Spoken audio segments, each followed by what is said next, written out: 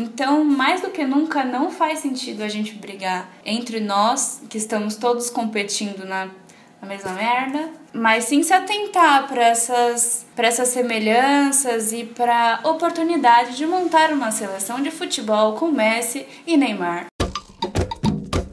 Eu queria dar este livro de presente para todos os meus amigos, enviar pelo correio, talvez, colocar ali debaixo da porta, mas como eu não posso fazer isso, então o meu método é gravar esse vídeo e mandar para todos os meus amigos e falar, lê este livro.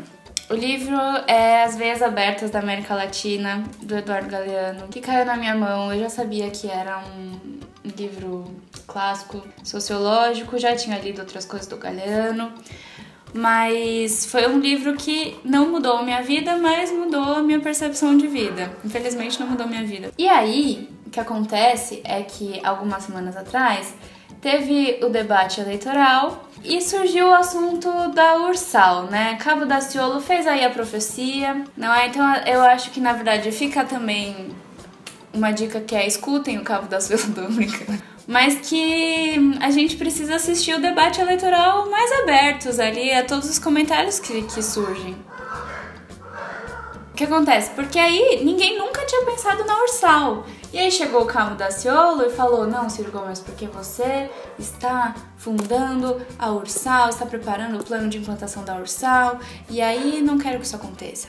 E todo mundo ficou pensando, Ursal, como que é? União das Repúblicas Socialistas da América Latina, por que não é um bom plano? E esse livro, ele faz uma análise histórica, ele conta a história da América Latina desde a época das colonizações. Então fala da colonização da Bolívia, do Brasil, do Peru, fala sobre a chegada primeiro dos portugueses, dos espanhóis, da matança indígena, como isso foi evoluindo para as formas de exploração aqui da terra, dos povos que já viviam. E na verdade, a tese do Galeano é que sempre foi um projeto, primeiro dos europeus e depois dos Estados Unidos, de que a América Latina, na verdade, poderia ser um espaço para ceder recursos, ceder mão de obra, ceder terra e capital e tudo para os países que mandam no imperialismo. O Galeano começa os capítulos com uma forma de escrever meio de crônica. Então ele fala, tem uma foto, nessa foto tem uma velhinha, essa velhinha ela é uma artesã colombiana. Se você repara nessa foto, você enxerga aquilo, não sei o que, começa a traçar uma narrativa que vai te induzindo a compreender essas marcas que a gente consegue enxergar hoje na cultura latina, que são resultados de todo um histórico de exploração e de venda do nosso povo, das nossas raízes, para os Estados Unidos, para os europeus e tudo mais. É muito gostoso porque é isso, a gente cresce numa cultura que valoriza produtos americanos, cultura europeia e tudo mais, a gente tem que fazer um esforço para se conectar com a nossa cultura ou para valorizar mesmo, para não achar que Brasil, samba, coisa de tio, coisa de velhinho no boteco que fica com o botão da camisa aberto, bebendo cerveja o dia inteiro. De coisas que não se apresentam, que falam sobre o que a gente vive e como a gente é e como é o nosso fenótipo e tudo mais. Por isso que é importante parar para pensar sobre a Ursal, não necessariamente sobre a implantação dela ou não, mas por que não seria legal a gente olhar para os nossos vizinhos e realmente falar, puxa, a gente tá aqui, no mesmo passo, sabe? Na mesma caminhada. Como que a gente sempre foi visto num cenário mundial como a fonte dos recursos, mas não o lugar que vai se enriquecer, sabe? Na divisão internacional do trabalho, a gente é como se fosse os operários, né? A gente não é a burguesia.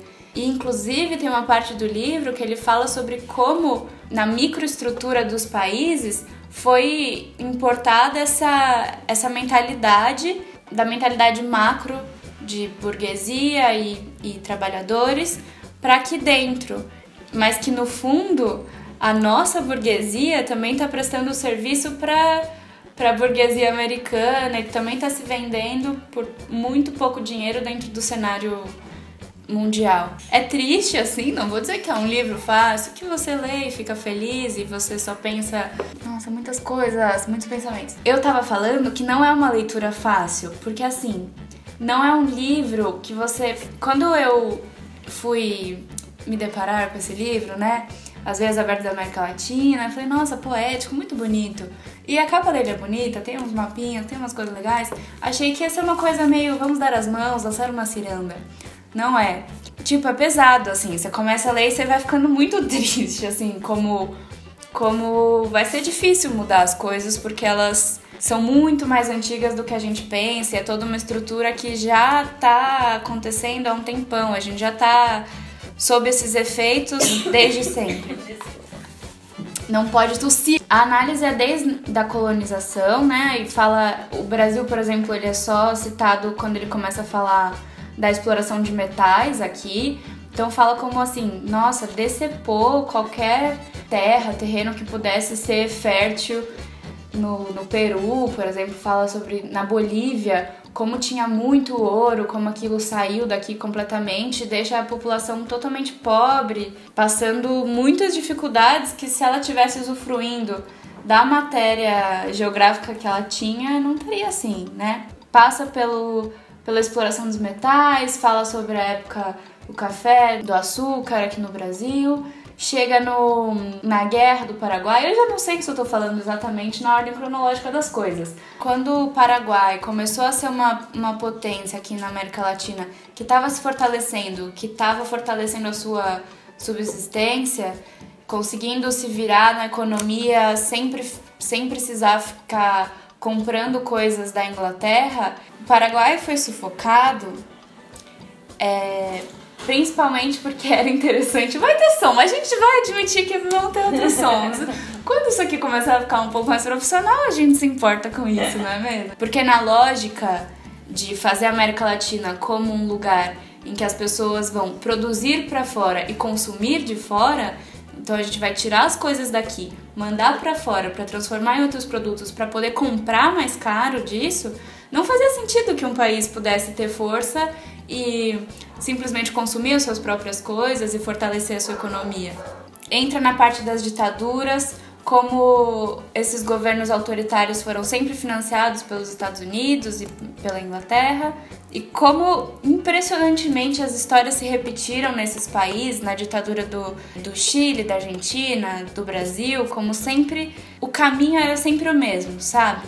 Então, mais do que nunca, não faz sentido a gente brigar entre nós, que estamos todos competindo na mesma merda, mas sim se atentar para essas semelhanças e para a oportunidade de montar uma seleção de futebol com Messi e Neymar.